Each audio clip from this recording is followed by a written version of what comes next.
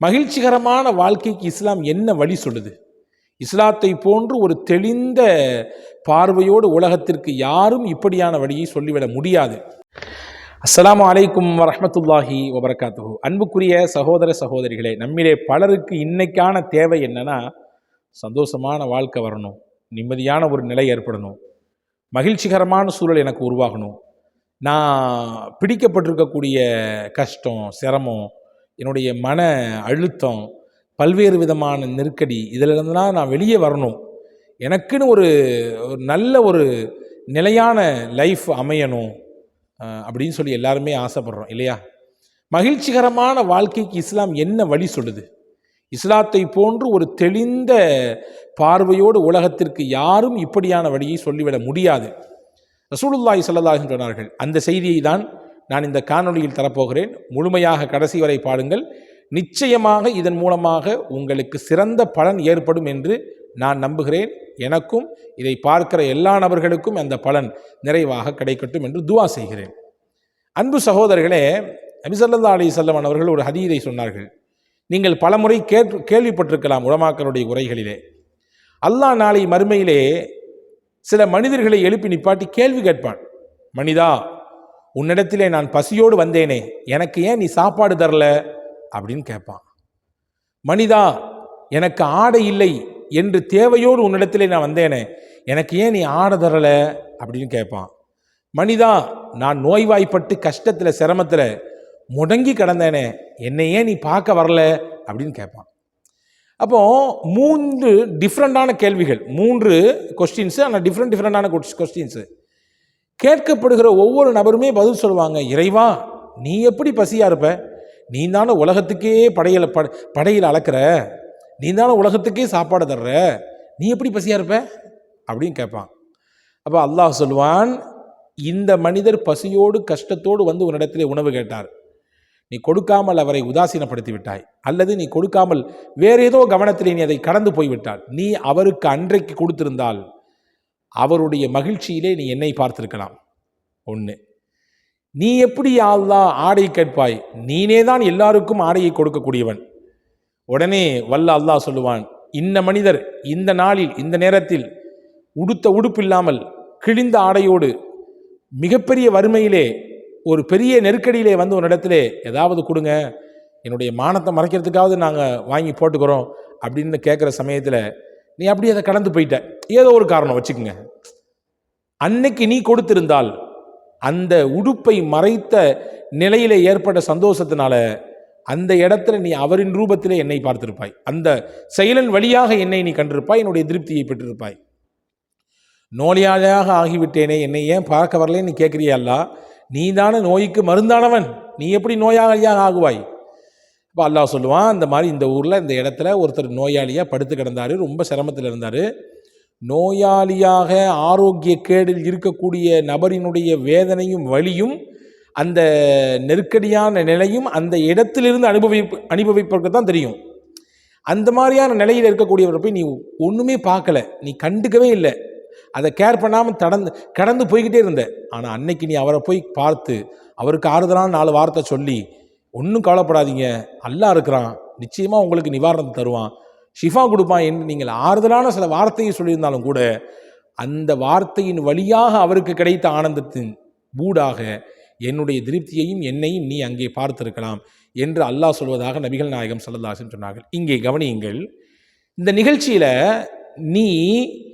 நீ சந்தோஷத்தையும் உன்னுடைய அருளையும் உனக்கு கிடைக்கணும்னா நான் அதற்கு அருள் பார்வை உன் மீது பார்க்க வேண்டும், நான் தான் அதற்கான வழிகளை காட்ட வேண்டும். அதை எங்கிருந்து பெறலாம் என்பதை அல்லாஹ் சொல்லும் பொழுது, பிறருக்கு நீ ஏதாவது கொடுப்பதின் வழியாக, அல்லது பிறருடைய முகத்திலே நீ கொடுத்ததின் விளைவாக ஏற்படுகிற மகிழ்ச்சியின் வழியாக, அந்த புன்முறுவலின் வழியாக, அல்லது அவருடைய உள்ளத்தில் ஏற்பட்ட நீ சொன்ன வார்த்தை அதனால் ஏற்பட்ட ஒரு வெளிச்சம், அதன் வழியாக உனக்கு மகிழ்ச்சியும் ஆனந்தமும் அருளும் என்னுடைய திருப்தியும் கிடைப்பதற்கு அதுதான் சிறந்த வழி என்று அல்லாஹ் அந்த மனிதர்களிடத்திலே சொல்லுவதாக பெருமானார் ஸல்லல்லாஹு அலைஹி வஸல்லம் சொன்னார்கள். அன்பு பெருமக்களே, மகிழ்ச்சியை இன்னைக்கு நாம் தேடுறோம், ஆனால் நாம் பிறருக்கு கொடுக்கறதுக்கு தயாராக இல்லை.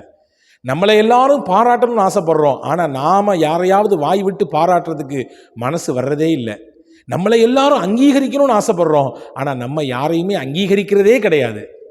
எல்லாரும் என்னைய புகழணும்னு நினைக்கிறோம், ஆனால் நாம் யாரையுமே அவர் செஞ்ச விஷயத்துக்காக வேண்டி, அவர் ஒரு சந்தோஷத்திற்காக வேண்டி ஒரு வார்த்தையை சொல்லி புகழுவதும் கிடையாது.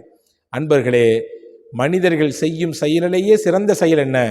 ஸல்லல்லாஹு அலைஹி வஸல்லம் சொன்னார்கள், ஒரு மனிதனின் உள்ளத்திலே மகிழ்ச்சி ஏற்படுத்துவது, அதன் வழியாக அல்லாஹ் உங்களுக்கும் மகிழ்ச்சியை ஆனந்தத்தை தருகிறான் என்றார்கள் ஸல்லல்லாஹு அலைஹி வஸல்லம். அப்துல்லாஹ் இப்னு முபாரக் என்று சொல்லக்கூடிய ஒரு மிகச்சிறந்த அறிஞர் பெருமகனார் இருந்தார். அவர் ஹஜ்ஜிக்கு போய்கிட்டு இருக்கும் பொழுது குழுவோடு பயணத்தில் இருக்கிறாரு. அப்போ ஒரு பெண்மணி செத்து போன காக்காவை கீழே கிடந்த காக்காவை எடுத்துட்டு வேகமாக போகுது.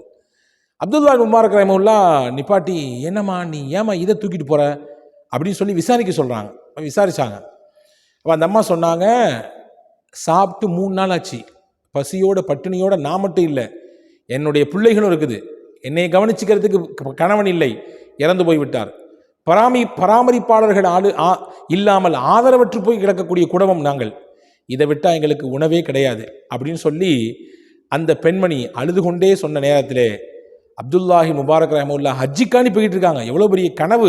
நம்மிலே பலருக்கு ஹஜ்ஜி செய்ய வேண்டும் என்பது கனவு, அது பேரானந்தம், அது இல்லையா? உடனே அப்துல்லாஹி முபாரக் ரஹ்மத்துல்லாஹ் தான் கொண்டு வந்த உணவுப் பொருள் எல்லாத்தையும் எடுத்து கையில் வச்சுட்டு, ஹஜ்ஜிக்குன்னு என்ன கொண்டு வந்தாங்களோ அந்த காசையும் தூக்கி தன்னுடைய அதாவது பயணத்தில் வந்தவங்கள்ட்ட கொடுத்துட்டு அந்த பெண்மணிக்கு பார்த்து, ஏதாவது நீங்கள் பெரிய உதவி செஞ்சுட்டு நீங்கள் கிளம்புங்க அப்படின்னு சொல்லிட்டு இப்னு முபாரக் ரஹ்மத்துல்லாஹ் அவர்கள் பயணத்தை பாதியிலேயே முடிச்சுட்டு வீட்டுக்கு போயிட்டாங்க. திரும்பி போய் வீட்டில் போய் பேசாமல் படுத்துட்டாங்க. அன்னைக்கு ராத்திரி ஒரு கனவு அப்துல்லாஹி முபாரக் ரஹ்மத்துல்லாஹ் அவர்களுக்கு. கனவிலே ஒரு செய்தி சொல்லப்படுகிறது, இப்னு முபாரக், நீங்கள் செய்த ஹஜ்ஜை அல்லாஹ் அங்கீகரித்து விட்டான் என்ற செய்தி சொல்லப்படுகிறது.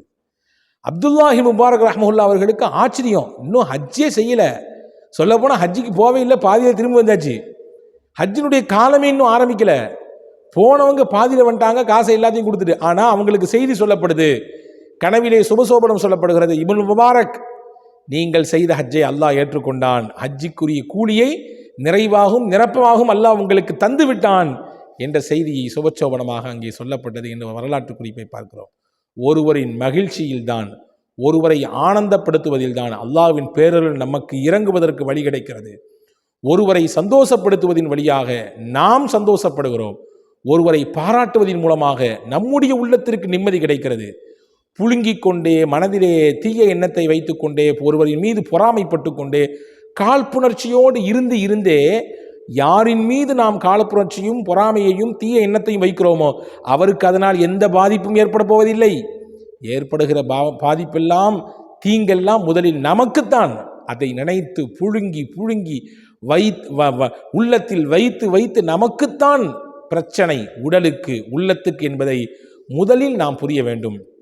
மனமிட்டு ஒருவரை பாராட்டும் நேரத்திலே, மனமிட்டு ஒருவருக்கு மகிழ்ச்சியையும் ஆனந்தத்தையும் கொடுக்கும் நேரத்திலே அதன் வழியாக அல்லாஹ்வின் அருளும் கிடைக்கிறது. அதே போன்ற நம்முடைய மனதிற்கு நிம்மதியும் மகிழ்ச்சியையும் அல்லாஹ் கொண்டு வருவதற்கு வழி செய்கிறான் என்பதை தான் மேலே கூடிய இந்த நிகழ்ச்சிகள் நமக்கு சொல்லித் தருகிறது. வல்ல அல்லாஹ் உங்களுக்கும் எனக்கும் எல்லா மக்களுக்கும் இதன்படி வாழுகிற நல்ல தௌஃபீக்கை நசீபாக்குவானாக. வஸ்ஸலாம். அஸ்ஸலாமு அலைக்கும் வரஹ்மத்துல்லாஹி வபரகாத்துஹு.